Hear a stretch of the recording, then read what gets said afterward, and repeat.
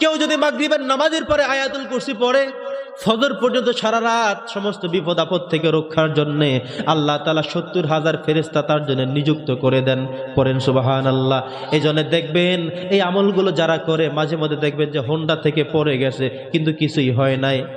এমন ভাবে একটা বাস চলে আসছে, অল্পের জন্য আপনি বাসের নিচে পড়তেন কিন্তু আপনি পড়েন নাই। এমন ভাবে উপর থেকে একটা খুঁটি পড়ে গেছে, অল্পের জন্য আপনার মাথায় পড়ে নাই। এমন হয় কিনা বলেন?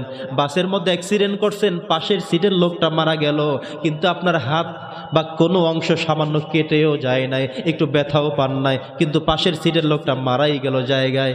এমন হয় কিনা বলেন?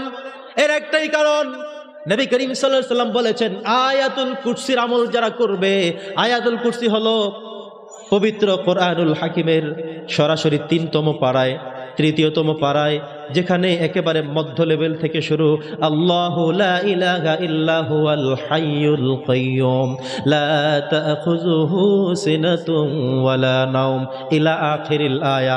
এই আয়াতুল কুরসি যদি আপনি প্রতিনিয়ত পড়তে পারেন, নবী করিম সাল্লাল্লাহু আলাইহি সাল্লাম বললেন আয়াতুল কুরসি পড়ার কারণে তাকে আল্লাহ তাআলা সংরক্ষণ করার জন্য, হেফাজত করার জন্য, সিকিউরিটি হিসেবে আল্লাহ তাআলা অগণিত ফেরেশতা তার জন্য নিযুক্ত করে দেয়।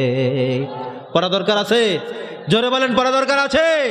আজকে এশারের নামাজ থেকে পড়া যাবে নাকি কালকে ফজর থেকে পড়বেন? নাকি ওদের নামাজই তো পড়ি না আমরা? নামাজ কি পড়তে হবে? আমল কি করতে হবে?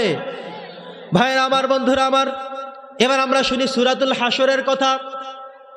সূরাতুল হাশরের শেষ ৩ আয়াত আমরা প্রত্যেক দিন ফজরের নামাজ শেষ করে পড়ি। তার পূর্বে আমরা ৩ বার পড়ি আউযু বিল্লাহিস সামিউল আলিম মিনাশ শাইতানির রাজিম। বলে হুজুর এটা আবার কেন?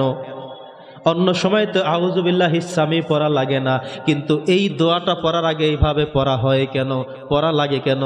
আপনাদের কাছে আমার প্রশ্ন, কখনো কেন হুজুরকে জিজ্ঞাসা কি করেছেন যে হুজুর একটা কথা আছে আমার? কি কথা? কোরআন শরীফ পড়া শুরু করলে সেখানে আউযু বিল্লাহি মিনাশ শাইতানির রাজিম বিসমিল্লাহির রহমানির রহিম দিয়েই তো শুরু করি। এই আয়াত ৩টা পড়ার আগে আপনি বলেন যে আউযু বিল্লাহিস সামিউল আলিম মিনাশ শাইতানির রাজিম পড়তে হবে, এটা আবার কেমন? কখনো ইমামকে এভাবে দেখেন কোনো কিছু তার থেকে জানবেন।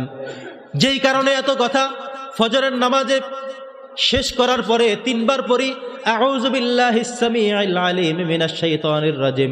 এটার অ্যানসার একটাই, নবীজি এভাবে পড়তেন, হাদিসে এভাবেই আসছে। ফজরের নামাজের পরে হাদিসটা শুনেন, ফজরের নামাজের পরে কেউ যদি ৩ বার আউযু বিল্লাহিস সামিউল আলিম মিনাশ শাইতানির রাজিম পড়ে, বিসমিল্লাহ না পড়ে, এরপরে ৩টি আয়াত পড়ল হুয়াল্লাহুল্লাযী লা ইলাহা ইল্লাহু আলিমুল গায়বি ওয়াশ শাহাদাতি হুয়ার রাহমানুর রাহিম, এভাবে ৩টা আয়াত পড়ল। নবী করিম সাল্লাল্লাহু আলাইহি সাল্লাম বললেন যদি এমন করা হয় তাহলে এই লোকের জন্য আল্লাহ তাআলা ৭০,০০০ ফেরেশতা তার জন্য নিযুক্ত করে দেয়। কথা কি বুঝতেছেন? আবার যদি কেউ মাগরিবের নামাজে পড়ে তাহলে ফজর পর্যন্ত এই বিশাল ফজিলতের কথা, সওয়াবের কথা বলা হয়েছে।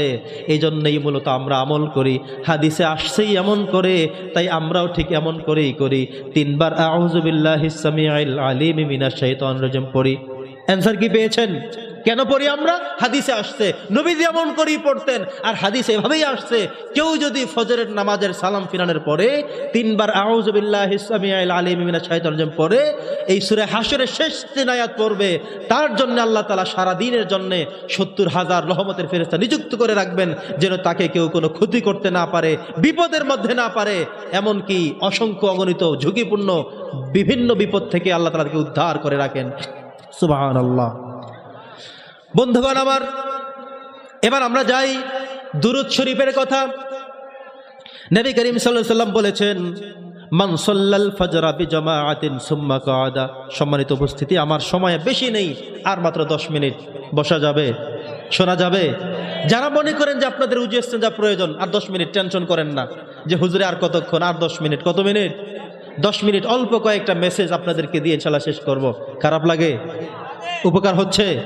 চিন্তা করলাম অনেক বড় বড় ওয়াজ তো হচ্ছে, আমি একটু ছোট হুজুর ছোট জায়গা থেকে একটু আলোচনা করি, যাতে করে আপনারা মিলিয়ে নিতে পারেন প্রত্যেক দিন যে আমলগুলো আমরা করি সে আমলগুলোর দ্বারা আমরা কি পাই, এটা আমাদের মিলিয়ে নেওয়ার গুরুত্বপূর্ণ প্রয়োজন।